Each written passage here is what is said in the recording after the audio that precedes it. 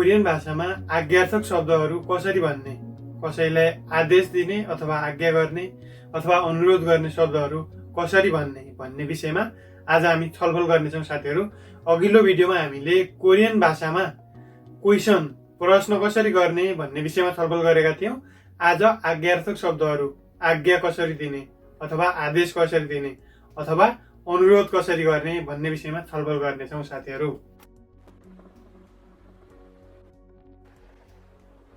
Korean भाषामा आज्ञार्थक शब्दहरू निर्माण गर्ने तीनवटा तरिका छन्। तीनवटा तरिका मध्ये सुरुमा रहेको छ उसिप्सियो अथवा सिप्सियो भनेर। उसिप्सियो अथवा सिप्सियो अनुरोधात्मक वाक्य बनाउँदाखेरि उसिप्सियो भिएसटीमा धातुमा उसिप्सियो अथवा सिप्सियो भनेर प्रयोग गरिन्छ भने दोस्रो नम्बरमा रहेको छ आज्ञार्थक शब्द। आज्ञार्थक शब्द बनाउँदा उसेयो अथवा सेयोको प्रयोग गरिन्छ।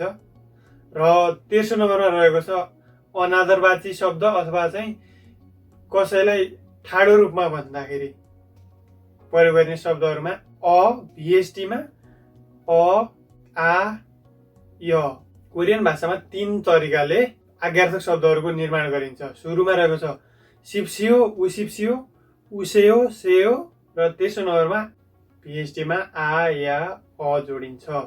र हामी सुरुमा सिप्सियो र उसिप्सियो कुन अवस्थामा अथवा कसरी प्रयोग गरिन्छ भन्ने विषयमा छलफल गरौँ साथीहरू। अनुरोधात्मक वाक्य बनाउँदा सिप्सियो र उसिप्सियो प्रयोग गरिन्छ। यसरी कोरियन भाषामा अनुरोधात्मक वाक्य बनाउँदा भिएसटी प्लस सिप्सियो अथवा उसिप्सियोको प्रयोग गरिन्छ।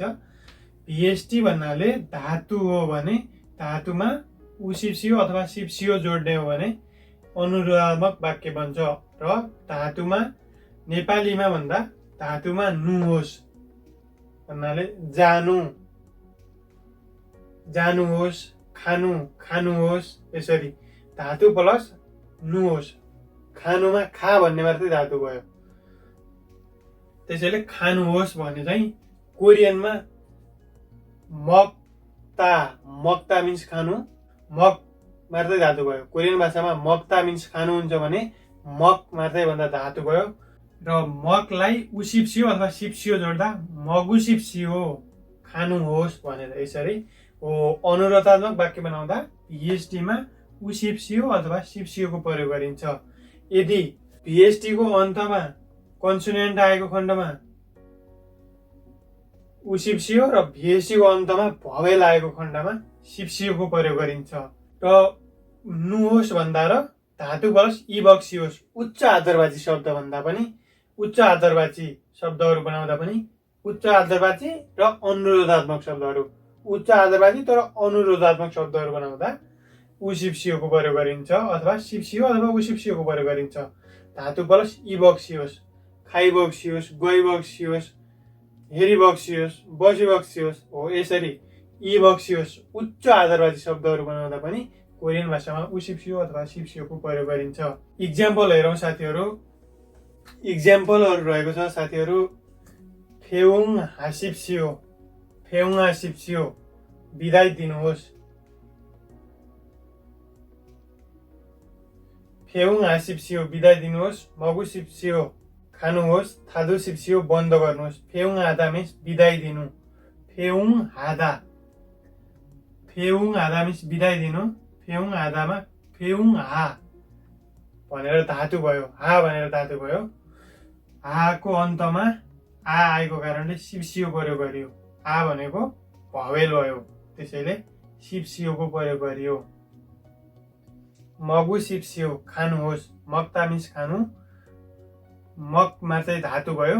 मक मात्रै भनेको धातु अथवा भिएसटी भयो। मक मात्रै मकमा उसिप्सियो जोडियो किन भन्दा धातुको अन्तमा कन्सोनेन्ट आएको छ त्यसैले उसिप्सियो जोडियो यसमा।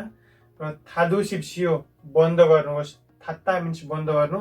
थात मार्दै भिएसटी हुन्छ थात मार्दै त्यसैले भिएसटीको अन्तमा कन्सोनेन्ट आएको छ। कन्सोनेन्ट आएको खण्डमा उसिप्सियोको प्रयोग गरिन्छ। त्यसैले थादु सिप्सियो बन्द गर्नुहोस्। त्यसै गरी अर्को रहेको छ आज्ञार्थक वाक्य बनाउँदा कसरी प्रयोग गरिन्छ अथवा आज्ञार्थक वाक्य कसरी बनाइन्छ। भिएसटीमा उसेयो अथवा सेयोको प्रयोग गरेर आज्ञार्थक वाक्य बनाइन्छ। आज्ञार्थक वाक्यको बारेमा हेरौँ साथीहरू। 2 नम्बरमा आज्ञार्थक वाक्य। आज्ञार्थक वाक्य बनाउँदा भिएसटीमा उसेयो अथवा सेयोको प्रयोग गरिन्छ। यदि भिएसटीको अन्तमा कन्सोनेन्ट आएको खण्डमा उसेयो र भिएसटीको अन्तमा भवेल आएको खण्डमा सेयोको प्रयोग गरिन्छ साथीहरू। खानुहोस्, गर्नुहोस्, कुनै पनि काम अनुरोध गर्दाखेरि, ठुलो व्यक्तिलाई भन्दाखेरि सिप्सियो, उसिप्सियोको प्रयोग गरिन्छ। आज्ञार्थक कुनै पनि काम गर्नुहोस् भनेर भन्दा भिएसटीमा उसेयो अथवा सेयोको प्रयोग गरिन्छ। इक्जाम्पल हेरौँ साथीहरू यसको। र यसको इक्जाम्पल रहेको छ फासेयो। फाल्दा मिन्स बेच्नु। फासेयो भन्दा बेच्नुहोस्, सेयोको प्रयोग गरियो। यसमा भिएसटीको अन्तमा आएको छ, त्यसैले सेयोको प्रयोग गरियो। छाजु सेयो खोज्नुहोस्। छाता मिन्स खोज्नु। भिएसटीको अन्तमा कन्सोनेन्ट आएको छ, त्यसैले उसेयोको प्रयोग गरियो। नोत्था, नोत्था मिन्स राख्नु। नौसेयो राख्नुहोस् भनेर भन्दा भिएसटीको अन्तमा कन्सोनेन्ट आएको छ, त्यसैले उसेयोको प्रयोग गरियो। र अर्को 13 नम्बरमा रहेको छ आज्ञार्थक तर अनादरवाची शब्द भन्दा, कसैलाई ठाडो रूपमा काम गराउँदा अथवा काम गर्ने आज्ञा दिँदा प्रयोग गरिने अवस्था भनेको आ भिएसटीमा आ अ य जोडेर वाक्य निर्माण गरिन्छ भने त्यसको बारेमा छलफल गरौँ साथीहरू। 13 नम्बरमा रहेको छ अनादरवाची आज्ञार्थक शब्द। अनादरवाची आज्ञार्थक शब्द बनाउँदा भिएसटी प्लस आ अ यको प्रयोग गरिन्छ। भिएसटीमा आ या अ प्रयोग गरिन्छ। धातु प्लस अ अथवा उ। यसरी अनादरवाची आज्ञार्थक शब्द बनाउँदा धातुमा आ अ य प्रयोग गरिन्छ। धातुमा अ उ भनेर प्रयोग गरिन्छ। जस्तै नेपालीमा इक्जाम्पल भन्दा खा, जा, यस्तो गर, अनादरवाची शब्दहरू प्रयोग गर्दाखेरि धातुमा आ या अ य अ को प्रयोग गरिन्छ। इक्जाम्पल हेरौँ साथीहरू। खारुच्छिदा मिन्स सिकाउनु। खारुच्छ मिन्स सिकाऊ अथवा सिका भनेर भन्दा खारुच्छ भयो। सिस पखाल, सित्ता मिन्स पखालो, सिस मिन्स पखाल हो। यसरी अनादरवाची आज्ञार्थक शब्द बनाउँदा कोरियन भाषामा आ य अ को प्रयोग गरिन्छ भिएसटीमा। इक्जाम्पल रहेको छ खारुच्छ, सिकाऊ अथवा सिका, सिस, पखाल। आज हामीले कोरियन भाषामा आज्ञार्थक शब्दहरू कसरी बनाउने भन्ने विषयमा छलफल गरेका छौँ साथीहरू।